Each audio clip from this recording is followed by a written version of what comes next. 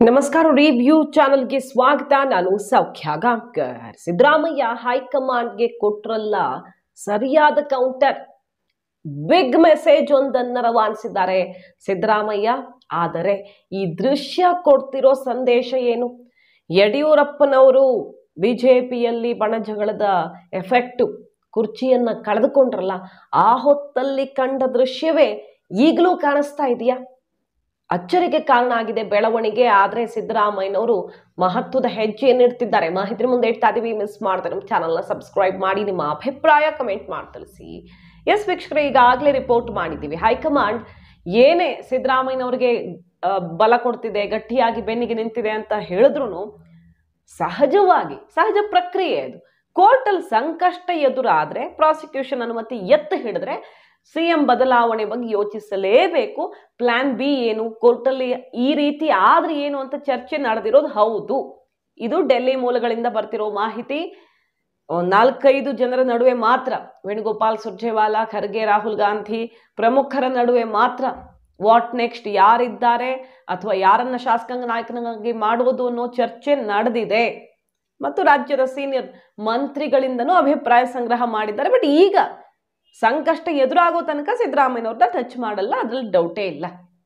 ಆದರೆ ಮುಖ್ಯಮಂತ್ರಿಗಳು ಕೇಳ್ತಿರೋದು, ಸಿದ್ದರಾಮಯ್ಯ ಕ್ಯಾಂಪ್ನ ಸಚಿವರುಗಳು ಕೇಳ್ತಿರೋದು, FIR ಆಗಲಿ, ಬೇಕಾದ್ರೆ ಕೋರ್ಟು ಅನುಮತಿ ಕೊಟ್ಟು ನಾಳೆ ಏನು ಬೇಕಾದರೂ ಆಗಬಹುದು ಕಾನೂನು ಹೋರಾಟದಲ್ಲಿ, FIR ಆಗಲಿ, ಆದರೂ ಬಿಟ್ಟು ಕೊಡಬಾರ್ದು. ನಾವು ತುದಿ ತನಕನೂ, ಕೊನೆ ತನಕನೂ ಹೋಗಿ ಹೋರಾಟ ಮಾಡಿ ಗೆದ್ದು ಬರ್ತೀವಿ, ಆತ್ಮವಿಶ್ವಾಸ ಇದೆ.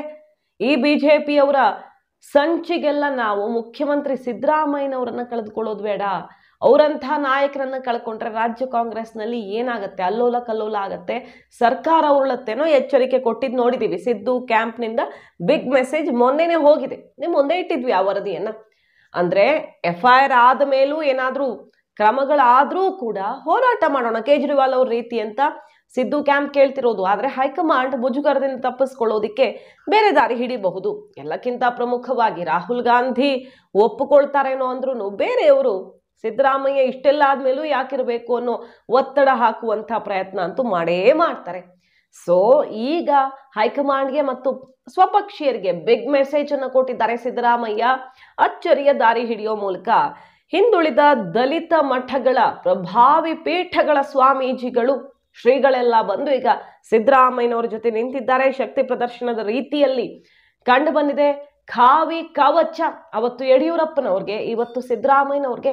ನೆನಪಿದೆ ನಮಗೆ, ಟಚ್ ಮಾಡಿದ್ರೆ, ಯಡಿಯೂರಪ್ಪನವ್ರನ್ನ ಟಚ್ ಮಾಡಿದ್ರೆ ಸರ್ಕಾರ ಶೇಕ್ ಆಗಿ ಹೋಗುತ್ತೆ, ಯಾರು ಅಂದುಕೊಳ್ಳದ ರೀತಿಯ ಬೆಳವಣಿಗೆಗಳಾಗ್ತವೆ ಅಂತ ನೇರ ಬಿಜೆಪಿ ಹೈಕಮಾಂಡ್ಗೆ ಸ್ವಾಮೀಜಿಗಳು ಎಚ್ಚರಿಕೆ ಕೊಟ್ಟಿದ್ರು. BSY ಕೆಳಗಿಳಿಸ್ಬಿಡ್ತಾರೆ ಅಂದಾಗ ಈಗ ಅದೇ ಮಾದರಿಯಲ್ಲಿ ಸಿದ್ದರಾಮಯ್ಯನವ್ರಿಗೆ ದಲಿತ ಹಿಂದುಳಿದ ವರ್ಗಗಳ ಸ್ವಾಮೀಜಿಗಳ ಸಪೋರ್ಟ್ ಆಯ್ತು.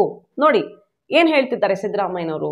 ಹಿಂದುಳಿದ ಜಾತಿಗೆ ಸೇರಿದ ನಾಯಕರೊಬ್ಬನ ಏಳಿಗೆಯನ್ನ ಸಹಿಸದೆ, 2ನೇ ಸಲ ಮುಖ್ಯಮಂತ್ರಿ ಆಗಿರೋದನ್ನ ಸಹಿಸದೆ, ಪಟ್ಟಭದ್ರರು ಕುತಂತ್ರದಿಂದ ಹೆಣದ ಷಡ್ಯಂತ್ರ ಅಂತ ಗೊತ್ತಾಗಿದೆ ಈಗ ಎಲ್ರಿಗೂ. ಸೂರ್ಯ ಚಂದ್ರರಿರುವಷ್ಟೇ ಸತ್ಯ ಇದು, ಈ ಷಡ್ಯಂತ್ರ ಅನ್ನೋದು.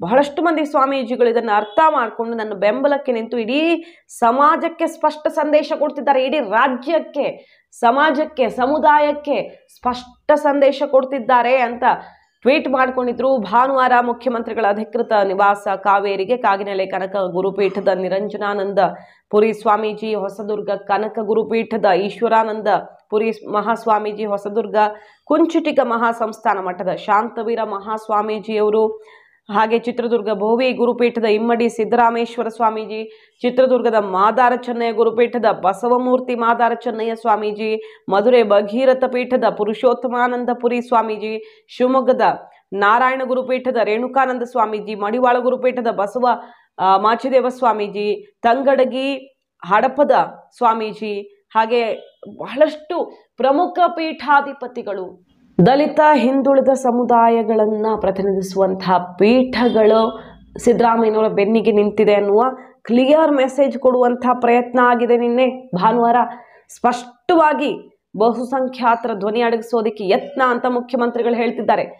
ಸಮಾಜದ ಸ್ಥಾಪನೆಗೆ, ಸಮಾಜದ ಸ್ಥಾಪನೆಗೆ, ದೀನ ದಲಿತ ಬಡ ಜನರ ಕಲ್ಯಾಣಕ್ಕಾಗಿ ದುಡಿತಾ ಇರುವ ನಾನು ಪಟ್ಟಭದ್ರ ಹಿತಾಸಕ್ತಿಗಳಿಗೆ ಕಳೆದ 40 ವರ್ಷಗಳಿಂದ ಬಹುದೊಡ್ಡ ಸವಾಲಾಗಿದ್ದೀನಿ.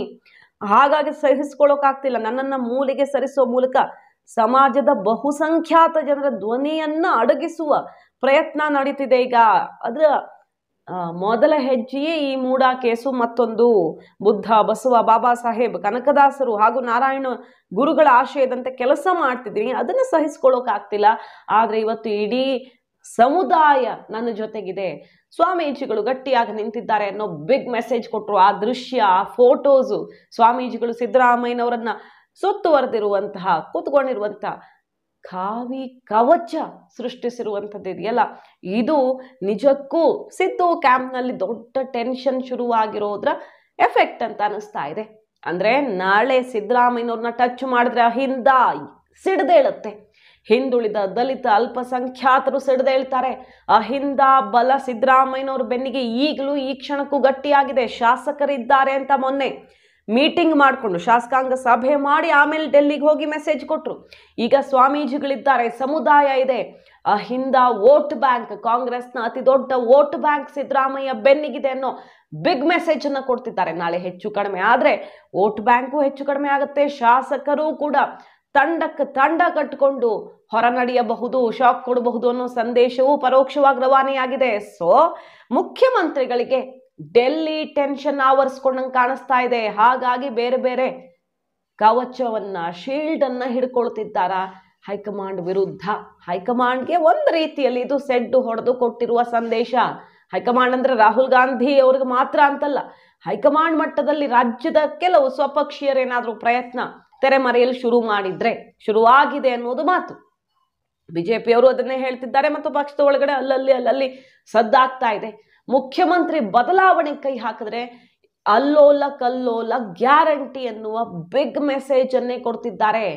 ಆದರೆ ದೊಡ್ಡ ಬದಲಾವಣೆಯ ತಯಾರಿ ಶುರುವಾಗಿದೆಯಾ ಅನ್ನೋ ಸುಳಿವನ್ನು ಈ ಒಂದು ದೃಶ್ಯ ಕೊಡ್ತಾ ಇರೋದು. ಮಾಹಿತಿ ನಿಮ್ಗೆ ಇಷ್ಟ ಆಗಿದ್ರೆ ಮಿಸ್ ಮಾಡಿದ್ರೆ ನಮ್ಮ ಚಾನಲ್ನ ಸಬ್ಸ್ಕ್ರೈಬ್ ಮಾಡಿ, ನಿಮ್ಮ ಅಭಿಪ್ರಾಯ ಕಮೆಂಟ್ ಮಾಡಿ ತಿಳಿಸಿ. Thank you.